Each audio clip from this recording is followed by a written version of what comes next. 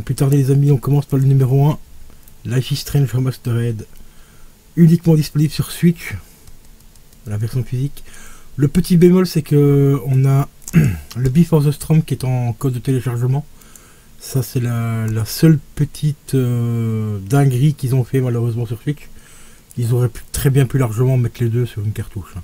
Mais bon, on fait avec. Donc numéro 1 les gars, Life is Strange Remastered.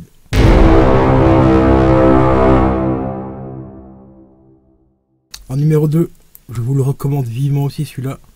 Nier Automata à posséder mais d'urgence sur Switch. C'est une pure dinguerie. Ici je l'ai pris pour la collection sur Switch car je le possède déjà sur PS4 et c'est franchement une bombe.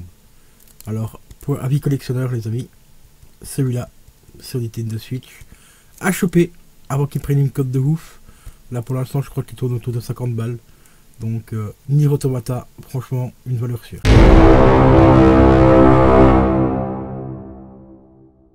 Numéro 3 les potos, Bayonetta, premier du nom. Franchement une pure dinguerie aussi celui-là. Pas évident à trouver mais en cherchant bien et on a moyen de le trouver comme tu le vois encore en neuf. À des prix très corrects. Ici je l'ai payé 60 balles. Et ce qui est vraiment un prix très correct pour une valeur sûre du jeu vidéo. Le Bayonetta premier du nom.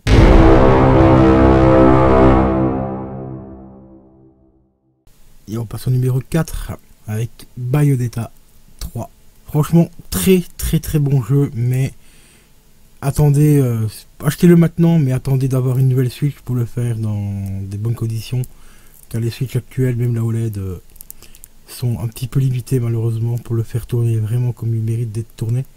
Car ça, c'est une bombe, une dinguerie, mais un truc de malade mental.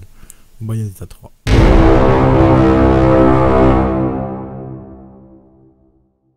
Numéro 5, on ne le présente plus les potes. Le Mario Kart Deluxe 8. Valeur sûre de la Switch, hein, franchement. Celui-là, si tu possèdes une Switch, il faut absolument posséder Mario Kart Deluxe 8. Une dinguerie.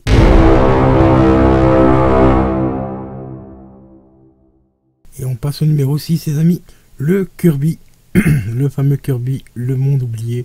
Franchement, c'est très rare quand je faisais des Kirby, mais celui-ci, j'avoue qu'il est vraiment sympa.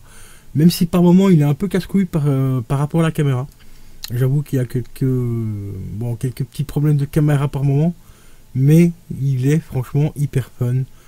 Comme tu le vois derrière, Kirby peut prendre toutes sortes de formes, d'objets et tout. C'est franchement une petite dinguerie. Il est vraiment super stylé. Donc petite valeur sûre aussi à posséder dans sa collection suite.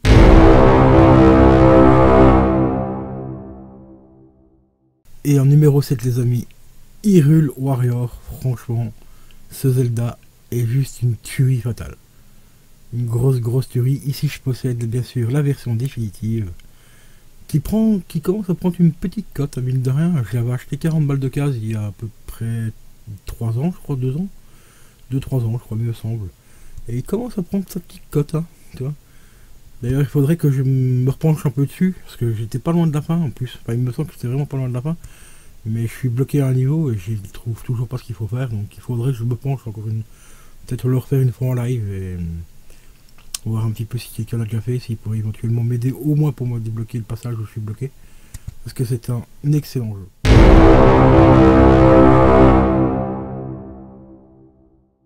Et on arrive au numéro 8 les amis avec ce magnifique Ori.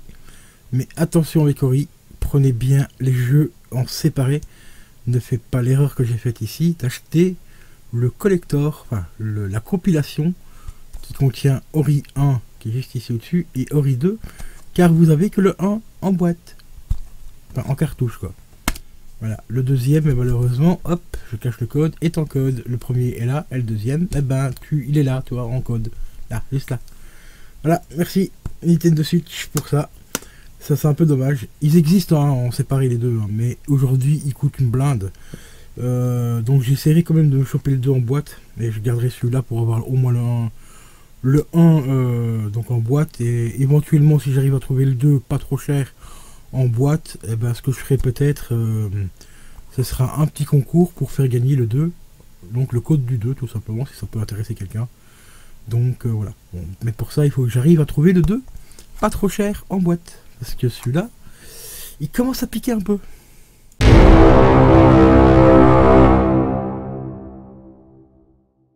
Et là les amis, on arrive au numéro 9. Quel jeu celui-là, franchement les potos, Arcade Paradise. Un petit jeu indé, anglais, mais qui est d'une beauté, mais franchement, bon, peut-être pas forcément très beau au niveau au niveau du gameplay et tout, mais une beauté au niveau de l'histoire, au niveau de l'affect aussi, parce qu'on se replonge, comme tu vas le voir ici devant, ici devant, pardon, on se replonge vraiment dans l'univers des bandes d'arcade à l'ancienne. Alors l'histoire, c'est tout simplement une fille qui va reprendre la laverie de son père. Son père est parti vivre aux États-Unis et elle est restée en Angleterre. Et elle doit gérer donc les machines à laver. Donc au début, tu vas faire du linge et tout. Et après, ben, elle va découvrir une pièce dans le fond de la laverie qui contient, je crois qu'au début, tu as 1 ou 2 bornes. Et elle va avoir une idée de génie, c'est de transformer la laverie entièrement en salle d'arcade et tout. Mais tu vas voir, il y a plein de petites missions qui sont à faire dedans. Tu as d'autres choses qui arrivent au fur et à mesure de l'histoire et tout. Franchement, pour un jeu indé, c'est une pure pépite celui-là. Donc celui-là, je l'ai gardé bien sûr sous blister parce que je le possède sur PS4. Excusez-moi, et je l'ai fait également sur PC. Donc si vous voulez voir du gameplay et tout, ben, vous allez sur la chaîne. Il y a du gameplay dessus, donc il n'y a pas de souci. N'hésitez pas à aller voir le gameplay. C'est soit sur ma chaîne ou sur la chaîne de Caro Juju. Je ne sais plus sur quelle plateforme je l'ai fait. Mais je l'ai fait. Voilà. Donc c'est soit sur Bixi 187 ou Caro Juju. Voilà. Mais franchement, un petit jeu indépendant, mais vraiment.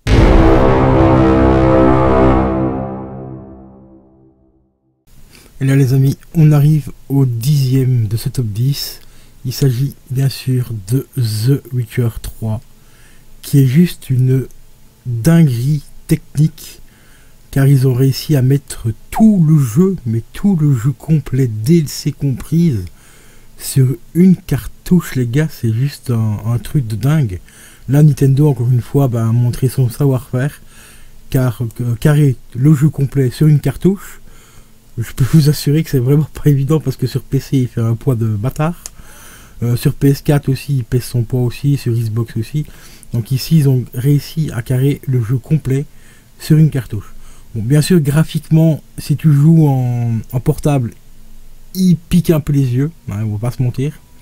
Mais si tu joues en version dock, ça va. Franchement, pour un jeu Switch, enfin du moins pour un jeu qui est reporté sur Switch, il est plutôt assez sympa. J'ai vu encore du gameplay récemment et tout dessus. Il est plutôt propre. Bon, c'est pas le jeu de l'année non plus hein, sur Switch, hein, on va pas se mentir. Mais ça va. Franchement, pour la console, vu l'âge qu'elle a déjà, eh ben, il s'en sort plutôt pas mal du tout. Donc, en plus, c'est un excellent jeu. Oui, j'ai bien dit un excellent jeu, tu vois. C'est The Witcher, créé par CD Projekt, hein, tu sais, les créateurs de Cyberbug. Hein, rappelez-vous les gens, hein, The Witcher, quand il est sorti au tout début, c'était une catastrophe. Hein, c'était même pire que Cyberbug, hein, moi je te le dis. Hein. Franchement, moi j'ai un pote qui l'a fait à l'époque. C'était une catastrophe. Mais quelques années après, ils ont peaufiné le jeu à coup de mise à jour et tout. Et c'est devenu un véritable GOTY. Donc, attendons bientôt des nouvelles maps et tout ça, des nouvelles missions sur Cyberpunk. Et on va voir que Cyberpunk deviendra un jeu cultissime aussi. Donc, The Witcher, les gars, 35 balles sur Amazon, celui-là. Bon, celui-là, je l'ai acheté pour la collection, hein, tu vois, il est sous blister encore. Donc pour 35 balles, franchement, c'est pas saoulé. Est-ce que c'est une valeur sûre aussi à posséder, bien sûr, sur celui-là.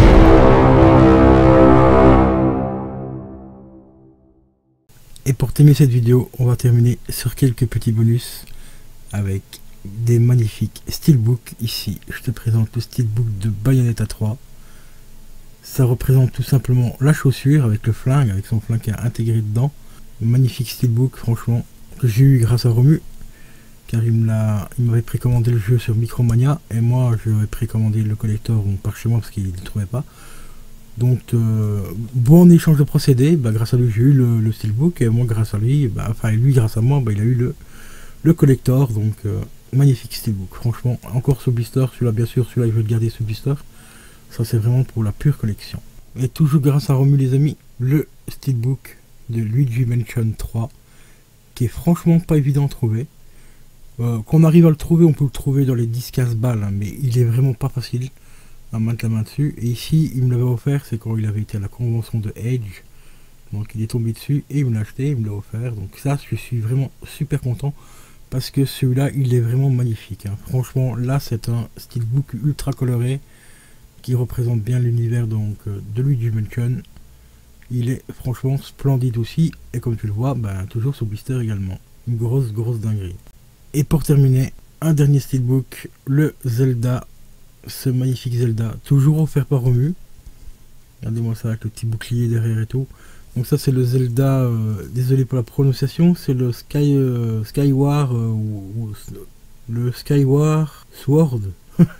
Désolé, j'ai toujours énormément de mal avec le titre de celui-là. Donc c'est le Skyward, donc c'est le Legend of Zelda Skyward World HD, voilà. Les titres il est là, mais tu vois peut-être pas bien parce que la lampe un peu, voilà. Toujours sous blister, hein, donc voilà, tranquille. Encore un petit steelbook Switch pour la collecte. Encore un grand merci à toi Romu.